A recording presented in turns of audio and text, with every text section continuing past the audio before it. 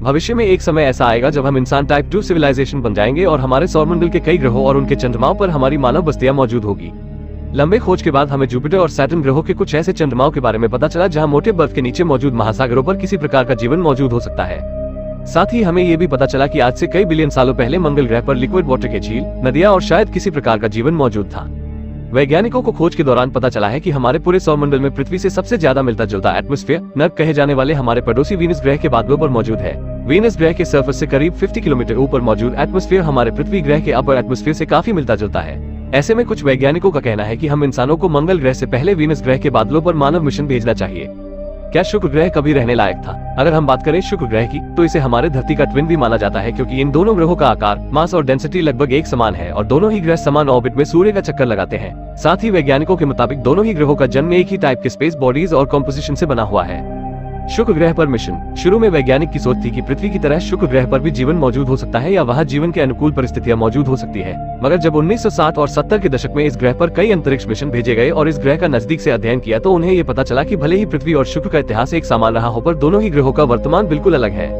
Surface and atmosphere of Venus. शुक्र ग्रह किसी भी प्रकार के जीवन के पनपने के लिए बिल्कुल भी अनुकूल नहीं है। इसका एटमॉस्फेयर बेहद ही डेंस कार्बन डाइऑक्साइड से घिरा है। यहाँ सल्फ्यूरिक एसिड की बारिश होती है, जिसकी वजह से इसकी सतह का तापमान तकरीबन 480 डिग्री सेल्सियस तक चला जाता है, जो कि इसे सौरमंडल का सबसे गर्म ग्रह बनाता है। बेहद ही डेंस एटमॉस्फेयर के कारण इसकी सतह का दबाव पृथ्वी की सतह से करीब 90 गुना ज्यादा है। साथ ही इस ग्रह पर कई और ऐसी चीजें मौजूद है जो कि इस ग्रह को एक नर्क के समान जगह बनाती है। यानी कि वीनस ग्रह के सरफेस पर मानव बस्ती बसाने की कल्पना तो छोड़िए, हम वीनस ग्रह पर जीवित लैंड भी नहीं कर सकते हैं। शुक्र ग्रह पर इंसानी बस्ती क्यों संभव है? लेकिन इन सबके बावजूद वीनस ग्रह के पास कई ऐसी चीजें मौजूद है जो कि मंगल ग्रह के पास नहीं है, जिसमें सबसे पहला फैक्टर है सनलाइट।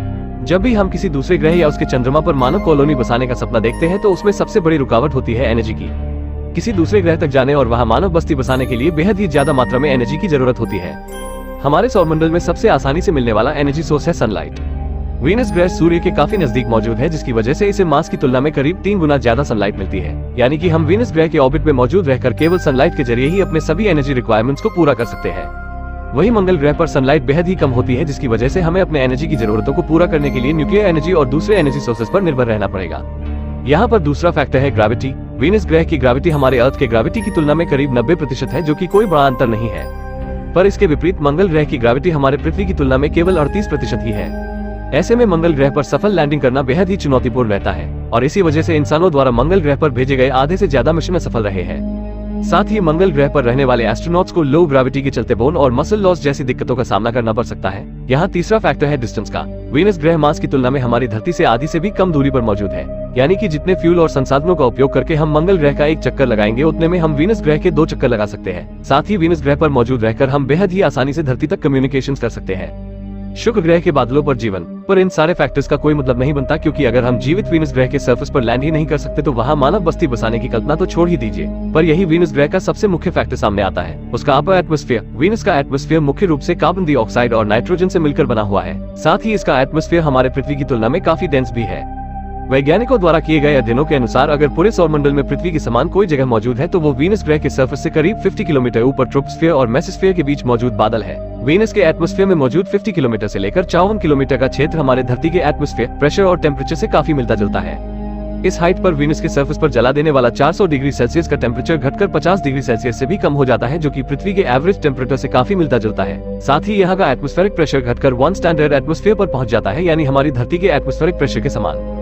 वही इसके एटमॉस्फेयर में भरपूर मात्रा में कार्बन, हाइड्रोजन, ऑक्सीजन, नाइट्रोजन और सल्फर जैसे एलिमेंट्स मौजूद हैं, जो कि हमारे ह्यूमन लाइफ और एग्रीकल्चर की सभी जरूरतों को पूरा करने के लिए सक्षम है।